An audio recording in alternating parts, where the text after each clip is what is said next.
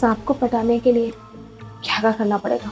अब इतने जलवे दिखाती हूँ और ये फिर भी मेरी तरफ नजरें उठा के भी नहीं देखते। क्या करूँ कुछ समझ में नहीं आता।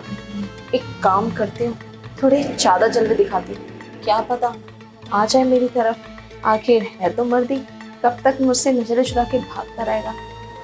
ये ठीक।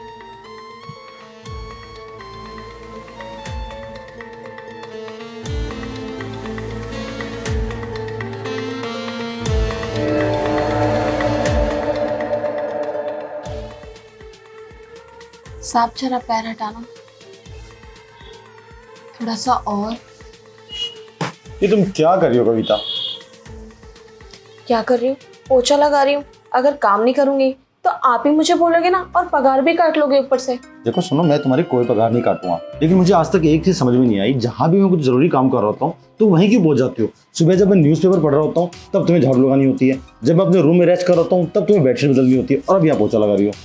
ज़रूरी काम तो मुझे भी बहुत सारे करने हैं, पर क्या करूँ, मैं आपकी तरह न्यूज़पेपर नहीं पढ़ सकती ना।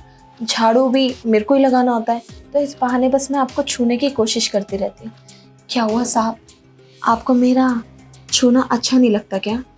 देखो सुनो मेरी बात, मैं कुछ भी नहीं चाहता हूँ, मैं बस ये चाहता हूँ कि मैं आराम से अपना काम कर लूँ, और तुम मुझे डिस्टर्ब करना बंद करो यार प्लीज। क्या साहब, आप भी जब भी मैं आपसे बात करने के लिए बैठती हूँ ना, आप गुस्से में आ जाते हैं कि आपको अपनी पत्नी की कमी महसूस नहीं होती।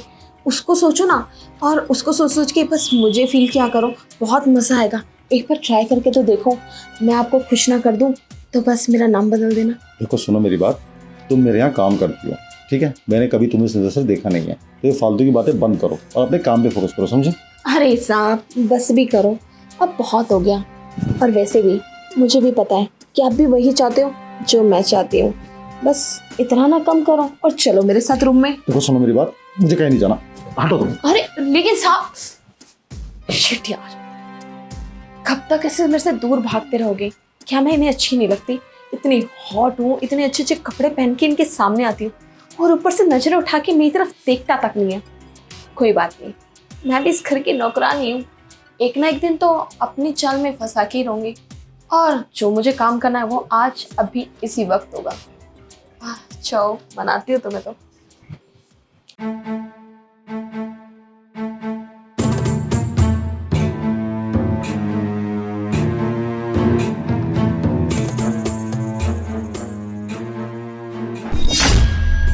ये क्या कर रही हो कविता?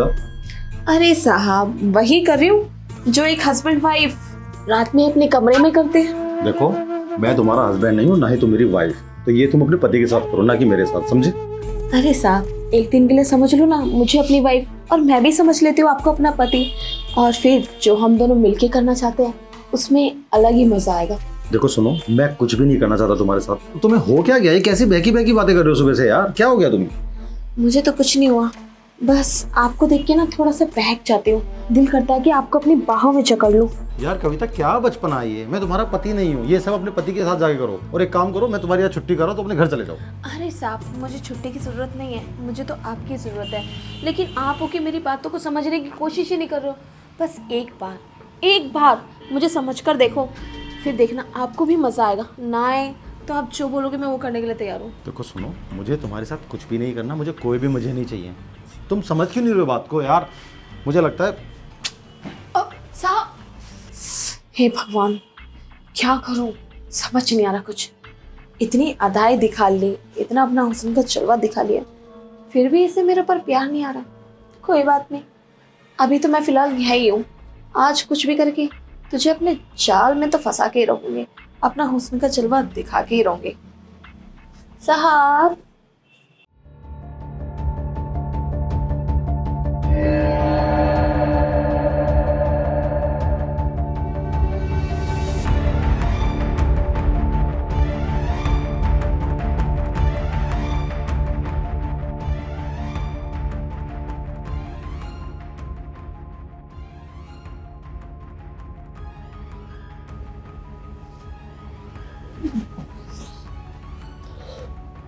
साहब बहुत शौक है ना आपको मेरे से दूर भागने का, आप भाग के दिखाना।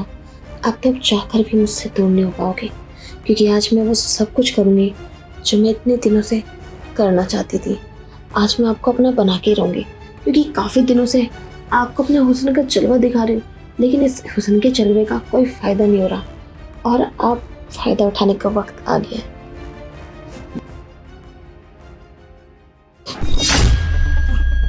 अरे आप उठ गए? तुम मेरे बेडरूम में क्या कर रही हो? अरे साहब, आप अकेले सो रहे थे तो मैंने सोचा क्यों ना आपको कंपनी दे दूँ आके यहाँ। वैसे भी आपको आपकी बीवी की कमी महसूस नहीं होती क्या? एक बार मेरे साथ वो सब कुछ करके तो देखो जो मैं चाहती हूँ। मुझे पता है कहीं ना कहीं आपके भी माइंड में यही बात चल रही है ना साहब? देखो कविता, मैं तुम्हें लेके कुछ भी नहीं सोचता हूँ। मुझे मेरी बीवी की कमी महसूस होती है, लेकिन तुम अच्छे जानते हो कि मेरे और उसके बीच में रिश्ते अभी अच्छे नहीं चल रहे हैं। वो अपने घर गई हुई है, लेकिन इसका मतलब ये नहीं कि मैं तुम्हारे साथ अपने बेडरूम में सो जाऊँ। अरे साहब, आपको तो पता है ना कि जो मेरा पति है वो कितनी दारू पीता है और कितना मुझे मारता है, और हमारे को 2 साल हो गए हैं एक दूसरे के साथ वो सब किए हुए, और मैं कितनी बेताब हो रही हूँ। मेरी तड़प के बारे में आप क्या जानो?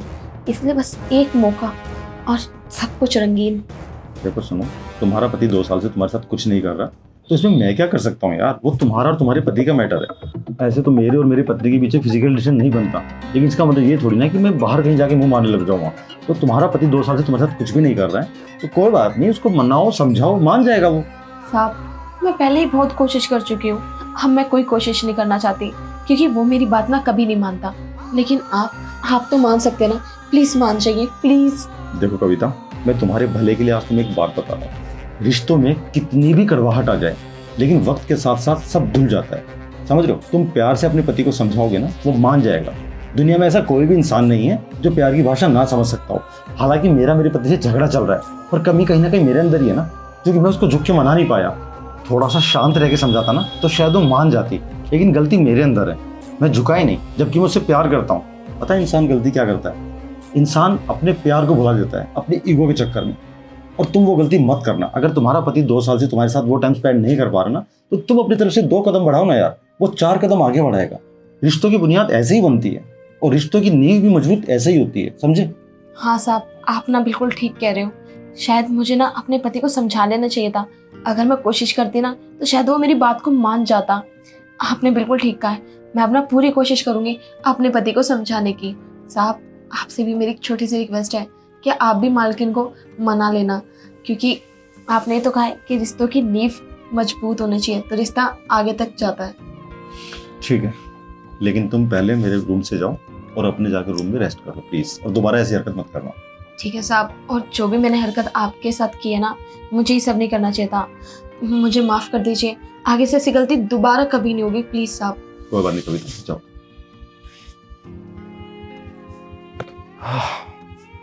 कविता को समझाने के चक्कर में बातें तो मैंने खुद बड़ी बड़ी कर दी, लेकिन अपनी पत्नी को मनाने के लिए एक सिंपल सा भी एफर्ट नहीं डाला। लेकिन जब मैं कविता को सारी बातें समझा रहा था ना, तो मेरे दिमाग में और दिल में बस मेरी पत्नी मुझे नजर आ रही थी। सब कुछ छोड़ के, सब कुछ भूल के, सारे गिले शिकवा दूर करूंगा, और कल जाऊंगा अपनी पत्नी को मनाने, अपने पास लेके आऊंगा। साहब कितने अच्छे हैं, कितने प्यार से मुझे समझाया, और मैं भला अपने पति की तरफ नज़र उठा के देखती। एक बार अगर मैंने उसको ये सारी बातें समझाई होती ना, तो शायद मेरा भी रिश्ता बहुत अच्छा चल रहा होता। आज ना साहब की सारी बातें सुन तो ली है, लेकिन सुनने के बाद अपने पति को बोलूँगी भी कि मेरे साहब इतने अच्छे हैं और इतनी अच्छी तरीके से समझाया, और वो शायद मेरी बात सुन के मेरे साथ रहने लग जाए। थैंक यू सो मच साहब कि आपने मेरी इतनी गलत हरकतों के ऊपर पर्दा डाल के मुझे समझाया। मैं आपका ये एहसान ज़िंदगी भर नहीं भूलूंगी।